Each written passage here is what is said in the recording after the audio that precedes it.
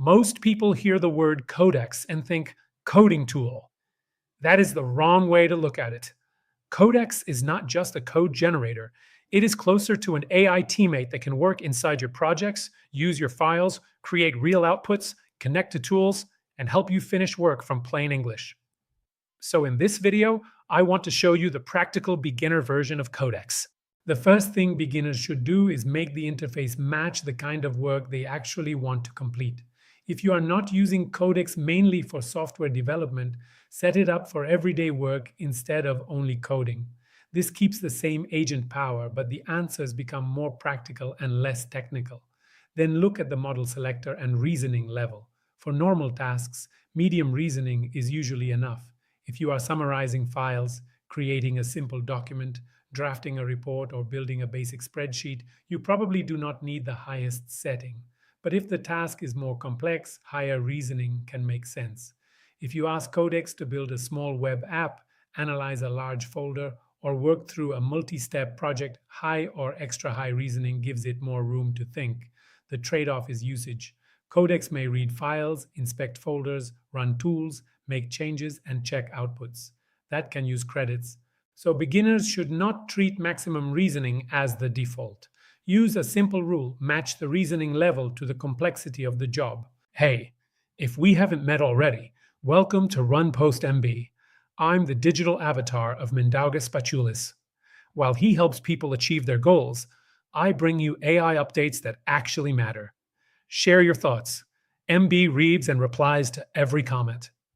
Okay, let's dive deeper. One of the most useful beginner workflows is creating real files. This is where Codex starts to feel different from a normal chat experience. A regular chatbot can tell you what to put in a spreadsheet. Codex can create the spreadsheet. A chatbot can outline a report. Codex can create the document. That is why standardized file formats are such a good starting point. Think about the files you already use: Excel workbooks, Word documents, PowerPoint presentations, summaries, reports, planning sheets, and content briefs. For example, you can ask Codex to create an Excel workbook for a creator business. Start with $10,000 per month in revenue, increase revenue by 5% each month, include fixed monthly expenses, and show what 2026 and 2027 look like. That prompt gives Codex the business context, the starting revenue, the growth rate, the expenses, and the years to model. Instead of only giving you text, Codex can create the workbook. It can calculate expected revenue, expenses, net profit, margins, and projections. Then it can place the output where you can open it and inspect it. If the workbook is missing something, you can ask for changes. Add a tab for 2028, improve the formatting, create a summary sheet, fix an import issue, add a clearer breakdown of profit margins. You are not starting over every time, you are refining the same output. That is the difference between asking AI for an answer and using an agent to shape a finished file. For beginners, this is one of the safest ways to learn Codex. You can see the output immediately, check whether it makes sense, and ask for specific improvements. The next major workflow is project folders. This is where Codex becomes much more useful than a blank chat. When Codex works inside a folder, it can use the files already there: transcripts, notes, documents, screenshots, spreadsheets, scripts, research, or previous outputs. Instead of pasting everything manually into a prompt, you can point Codex at the project and ask it to work with the material. In the tutorial, the folder contains 2 transcript files from previous videos. Codex is asked to summarize both files and create a Word document explaining what they contain. That sounds simple, but it shows the real value of project context. Codex is reading the files inside the folder, understanding what each file contains, and creating a new document based on that local context. If you are a creator, you might have transcripts, scripts, outlines, and notes in one folder. If you run a business, you might have reports, exports, meeting notes, and planning documents. Codex lets that folder become the workspace. You describe the output, approve the needed actions, and Codex creates the result back inside the project. Permissions matter here. Default permissions are a good starting point because Codex asks before sensitive actions. That gives you visibility while you learn what the agent is doing. Once the workflow is familiar and the project is low risk, you can allow more autonomy so Codex can complete the task with fewer interruptions. Content assets repurpose work already in the project. Once Codex understands the files in a project, it can turn them into new formats. This is one of the strongest workflows for creators and marketers because a lot of content work is repurposing. You create one strong source asset, and then you need several smaller assets from it. If you already have a script, Codex can help turn it into an Instagram carousel. If you have a document, it can become social posts. If you have research notes, they can become a slide deck, a content plan, a summary, or image prompts.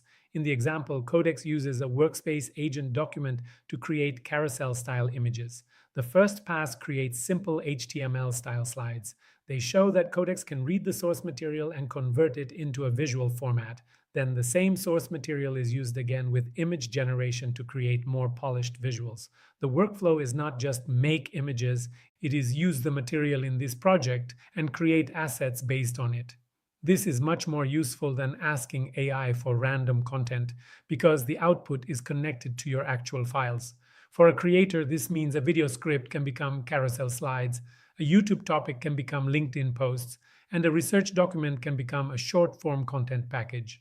The important point is that Codex is transforming existing material, not inventing from nothing. That makes the output more consistent, more grounded, and easier to review. Plugins connect Codex to outside tools. Codex becomes even more useful when it can connect to outside tools. The Gmail example shows this clearly. After connecting the Gmail plugin, Codex can inspect email context, summarize updates, identify what is urgent, show what needs attention soon, and prepare draft replies. That changes the role of Codex. It is no longer only working with files in a local folder. It can start connecting pieces of your actual workflow.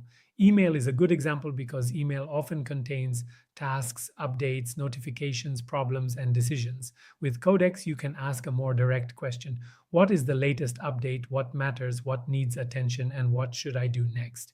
Then you can build on that. Ask it to summarize the email update, turn the information into a short status report, draft a reply, or extract action items. This is why Codex can feel like a command center. You are not only chatting with AI, you are asking one agent to move across tools, gather context, and prepare useful output. For beginners, connect tools slowly. Start with one plugin and one safe workflow. First, learn how Codex reads the context and what kind of approvals appear. The next layer is automations.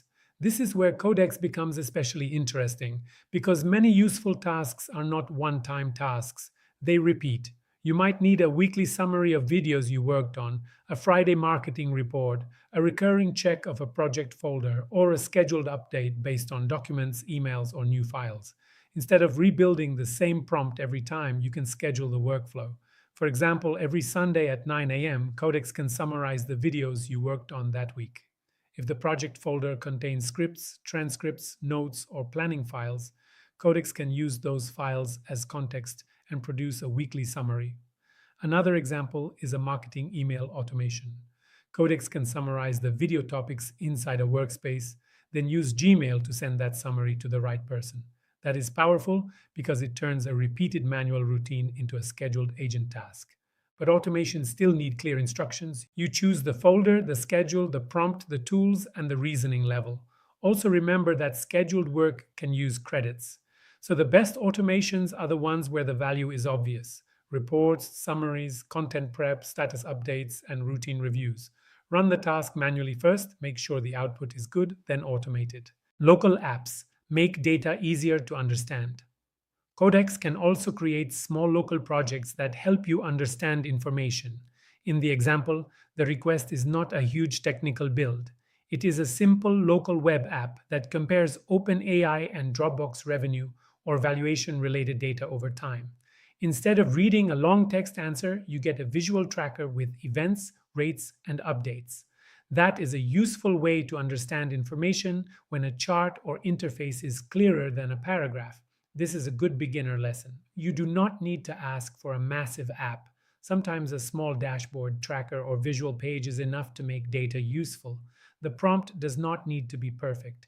You can start basic, inspect the result, and then ask Codex to improve it. Add more detail, clean up the layout, add a chart, or make the labels clearer. The final feature is skills. A skill is a reusable workflow. It is more than telling Codex to write like this. It tells Codex that when you ask for a certain type of job, it should follow a specific process. Maybe your emails need a certain tone. Maybe your scripts need a specific structure. Maybe your reports need the same sections every time. Maybe your social posts should avoid jargon. Maybe your carousel assets need a consistent format. Instead of repeating those rules in every prompt, you can save them as a skill. In the tutorial, the example is a Twitter style skill. The instruction is that posts should stay under 240 characters, use plain language, explain things simply, and avoid jargon, buzzwords, hashtags, or emojis unless asked. Once that skill exists, Codex can apply it later. You can ask for 10 posts about an AI update and call the skill, so the output follows the same rules automatically. This is where Codex becomes more personal to your work. You are teaching it the workflows you repeat, how you write, how you format, how you summarize, how you create assets, and how you want outputs delivered. For creators, a skill can define a script style, a short form caption style, a carousel structure, or a research to video workflow. For business work, it can define a reporting format, a client update style, or a meeting summary format. The point is not to create skills for everything. Create them for the work you repeat often enough that the instructions are worth saving. If you are new to Codex, start small.